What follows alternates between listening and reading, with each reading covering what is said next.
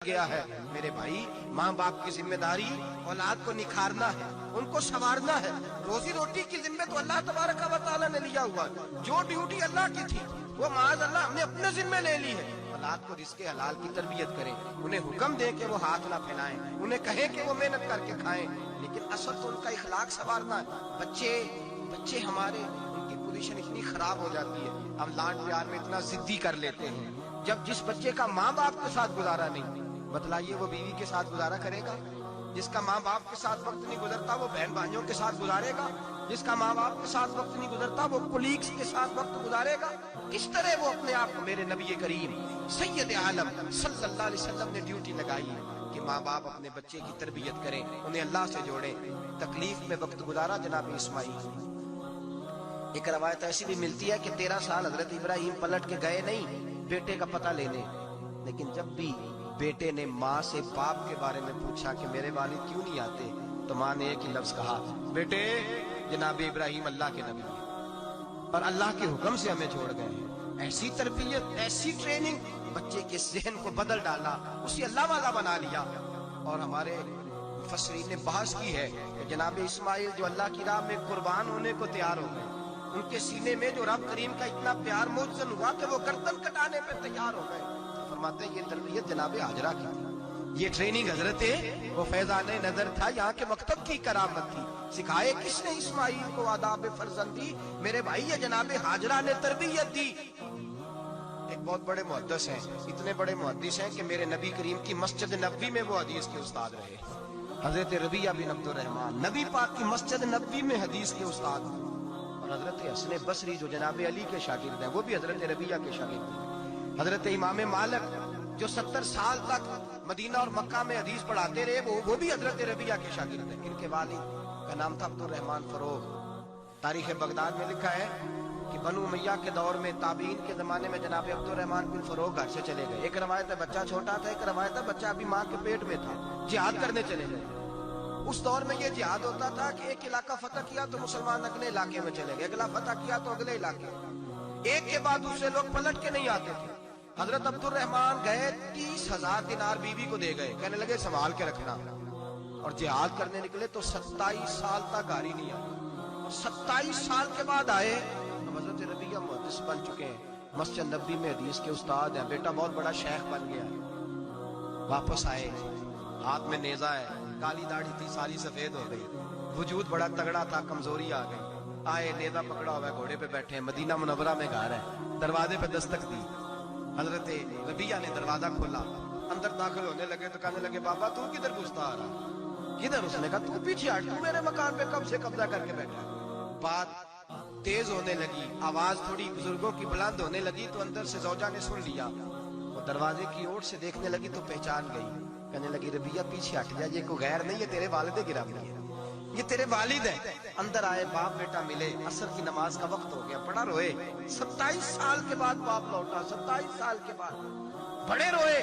نماز کا وقت ہوا تو حضرت ربیعہ جلدی سے وضو کیا، مسجد نبوی شریف چلے گئے۔ جناب عبد الرحمن فروغ نے بھی کھانا وانا کھانا تھا، کھانا کھانے بیٹھے تو حکم دیکھے شوہر کیا کرتا ہے، یہ نہیں پوچھا کہ 27 سال حال کیا رہا۔ پوچھنے لگے میں تجھے 30,000 دینار دے گیا تھا وہ کدھر ہے؟ تو زوجہ کہنے لگی کھانا کھا لو، عصر کی نماز پڑھ کے آؤ پھر بتاتی ہوں پیسے کہاں ہیں، آپ کی رقم بڑی اچھی جگہ پہ محفوظ ہے۔ کہتے ہیں میں نماز پڑھنے مسجد گیا، عصر کی نماز کے بعد میرے نبی پاک کے منبر پر ایک نوجوان بیٹھا ہے، گھر میں تو ان کا انداز ٹوپی پہننے کا تھا نا، سادے عام لباس میں، مسجد نبی میں جبہ پہنا ہے، سر پہ امامہ ہے، خوبصورت لب و لہجے میں رسول اللہ کے منبر پر بیٹھ کر، نبی پاک کے منبر پر بیٹھ کر، پتہ نہیں آپ کو اس بات کی لذت نصیب ہو رہی ہے کہ نہیں، عام جگہ نہیں، نبی پاک کے حضور کے منبر پر بیٹھ کر نبی پاک کی حدیثیں سنا رہے ہیں، اتنا بڑا مقدر۔ کہتے حضرت امام مالک جیسے لوگ، خواجہ حسن بصری جیسے لوگ کاغذ قلم لے کے حدیثوں کی سماعت کر رہے ہیں، ان سے درس لے رہے ہیں۔ جناب عبد الرحمن کہتے ہیں میری نظر اٹھی، کچھ بوڑھا ہو گیا تھا، کچھ اس وقت وہ ٹوپی میں سادے لباس میں تھے، پہچان نہ پایا۔ ایک شخص سے پوچھا یار ہے تو جوان پر اس کے چہرے کی نورانیت میرے دل کو بھا گئی ہے تو جوان پر اس کا حدیثیں بیان کرنے کا انداز میری طبیعت کو گھائل کر گیا، یہ کون ہے جو نبی پاک کی مسجد میں بیٹھ کے حدیثیں بیان کر رہا ہے؟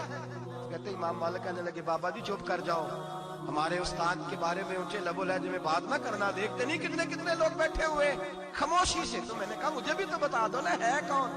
تو کہنے لگے کوئی عبدالرحمان فروغ نام کے بزرگ ہیں, یہ ان کے بیٹے ہیں, ربیہ نام ہے.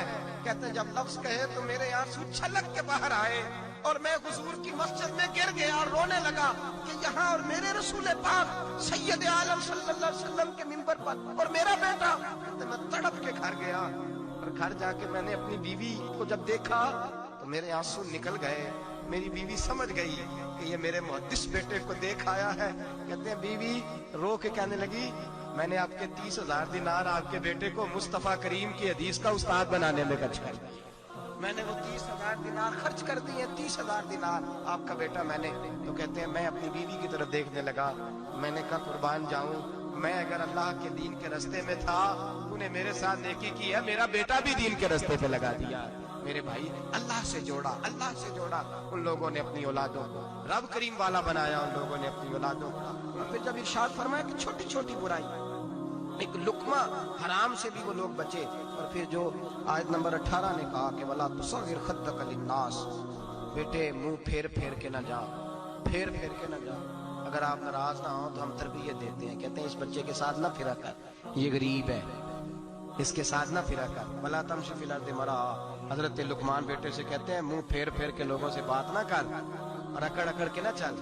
ان اللہ لا یحب کل مختال فخور, اللہ کو پسند ہی نہیں جو اکڑ اکڑ کے چلے اور اترائے.